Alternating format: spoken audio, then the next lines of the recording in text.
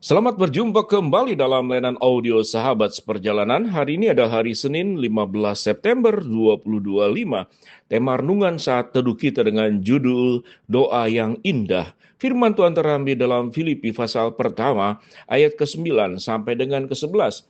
Inilah doaku, semoga kasihmu makin melimpah dalam pengetahuan yang benar dan dalam segala pengertian, sehingga kamu dapat memilih apa yang baik supaya kamu suci dan tak bercacat menjelang hari Kristus, penuh dengan buah kebenaran yang dikerjakan oleh Yesus Kristus untuk memuliakan dan memuji Allah. Mari kita berdoa. Bapa yang di dalam sorga, hidup kami tidak terpisah daripada doa, apalagi bersangkut paut dengan kebutuhan kami. Namun kami ingin belajar tentang apa doa yang indah sesuai dengan firman Tuhan. Dalam nama Tuhan Yesus kami berdoa, amin. Shalom sahabat perjalanan yang dikasihi Tuhan, doa yang indah. Kalau kita berbicara tentang doa, maka orang yang suka berdoa, maka kita anggap itu orang yang rohani, orang yang dekat dengan Tuhan, orang yang menyerahkan hidupnya itu kepada Tuhan. Namun sesungguhnya doa tidak sesederhana itu. Banyak orang berdoa sesungguhnya adalah bentuk keegoisan. Berdoa itu adalah seperti orang yang pergi, kalau yang egois, dia pergi ke supermarket, lalu dia ingin membeli apa saja. Kalau bisa supermarketnya itu dibeli oleh dirinya sendiri dan untuk dirinya sendiri, tidak untuk orang lain. Maka kita bertemu dengan yang namanya itu doa-doa yang egois. Seperti contoh berdoa supaya hujan tidak turun. Hujan turun dan tidak turun itu adalah alam yang sudah menentukan. Dan Tuhan sudah menentukan bagaimana alam ini bersirkulasi sedemikian rupa untuk memiliki keseimbangan. Ada hujan, ada panas, ada siang dan malam. Maka itu sesungguhnya boleh-boleh saja berdoa untuk tidak hujan. Tetapi sesungguhnya seringkali ada orang juga di saat yang sama dan di tempat yang sama. Anak Tuhan juga berdoa untuk tidak hujan. Kalau kita menempatkan diri sebagai Tuhan, bagaimana kita menanggapi dua doa dari orang yang berbeda, dua-duanya anak Tuhan, yang satu supaya tidak hujan, yang satu lagi supaya hujan, dengan punya harapan-harapan tertentu untuk kebutuhannya masing-masing. Itu doa yang egois. Ada doa yang namanya itu doa kebutuhan, memang tidak egois. Dia berdoa, Tuhan cukupkanlah kebutuhanku, biarlah apa yang kami makan, dan dia bersyukur untuk apa yang sudah Tuhan berikan. Jadi ini adalah doa untuk kebutuhan. Tetapi ada doa yang indah. Bagaimana doa itu menjadi tidak bercacat. Doa itu menjadi kudus dan suci. Dan doa itu adalah doa bagaimana kehidupannya itu bisa menjadi berkat buat orang lain. Maka itu adalah doa yang indah. Maka doa yang indah itu tidak berbicara Tuhan jauhkan saya dari sakit, Tuhan jangan jauhkan aku dari kemiskinan, Tuhan jauhkan aku dari berbagai macam masalah. Maka itu doa ingin melewati hidup dengan cara mudah. Dan bukankah kita berbicara tentang sebagai anak Tuhan? Tuhan berkata, kalau engkau mengikuti aku, memang aku mencukupkan kebutuhanmu. Aku memberkatimu. Aku Allah yang menyertai engkau. Engkau tidak akan dibiarkan meminta-minta roti kepada orang lain. Tetapi ada doa yang jauh lebih tinggi. Doa yang jauh lebih bermakna. Itu seperti yang diucapkan oleh Paulus. Inilah doaku. Semoga kasihmu makin melimpah dalam pengetahuan yang benar dan dalam segala pengertian. Sehingga kamu dapat memilih apa yang baik supaya kamu suci dan tak bercacat menjelang hari Kristus. Penuh dengan buah kebenaran dan yang dikerjakan oleh Yesus Kristus untuk memuliakan dan memuji Allah. Apa doa Paulus? Doa Paulus adalah doaku untukmu. Ini berbicara tentang berdoa untuk orang lain. Supaya kasihmu makin melimpah dalam pengetahuan yang benar dan dalam segala pengertian. Berbicara tentang doa, maka langkah pertama, Tuhan tolonglah aku, supaya aku di dalam doaku, aku punya pengetahuan yang benar dan pengertian yang benar. Hikmat Allah. Bagaimana hikmat itu bersumber dari kebenaran firman Allah sendiri.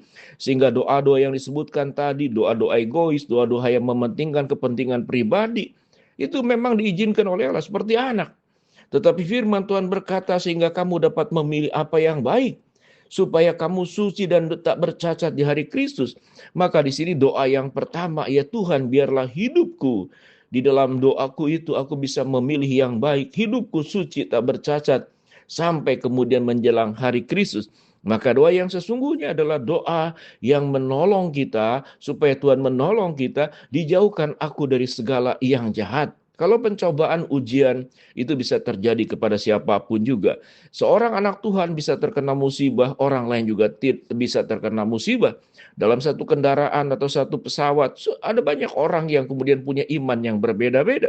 Tetapi kalau terjadi kecelakaan, semuanya terjadi. Itu adalah sesuatu yang terjadi di dalam dunia yang tidak sempurna. Tapi pernahkah kita berdoa adalah doa yang indah, yaitu doa, ya Tuhan, jauhkan aku dari kejahatan, jauhkan aku dari perbuatan dosa, biarlah hidupku benar, dan aku memiliki pengetahuan dan pengertian tentang kebenaran-Mu, sehingga aku dapat memilih mana yang baik dan mana yang tidak baik. Kalau saudara berdoa, Tuhan, aku sudah punya rumah, tapi rumahku terlalu kecil, atau rumahku tidak sesuai dengan harapanku, Tuhan berikanlah kepada saya rumah yang lebih besar. Boleh tidak? Boleh, boleh saja. Tetapi seringkali doa adalah ungkapan keserakahan. Kita tidak pernah bersyukur di dalam doa, yang terjadi adalah doa meminta-minta. Kita boleh kategorikan doa yang hanya meminta-minta adalah doa seorang pengemis. Dia terus minta terus dan terus merasa dirinya miskin dan merasa dirinya tidak cukup.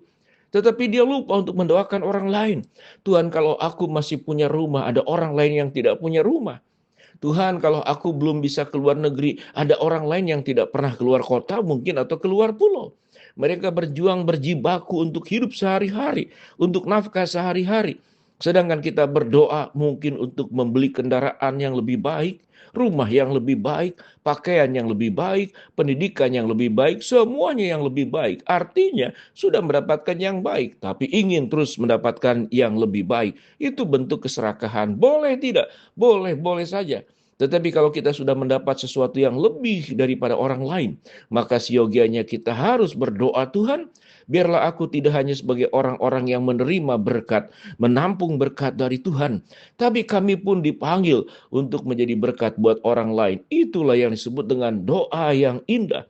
Ayat 11 dikatakan, penuh dengan buah kebenaran yang dikerjakan oleh Yesus Kristus untuk memuliakan dan memuji Allah.